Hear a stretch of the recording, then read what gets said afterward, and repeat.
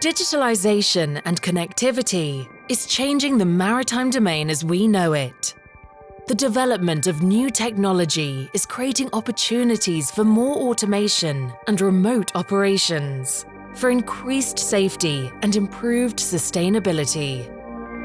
At NTNU in Ålesund, we are researching how the use of digital twins and live sensor data can erase the boundary between ship and shore.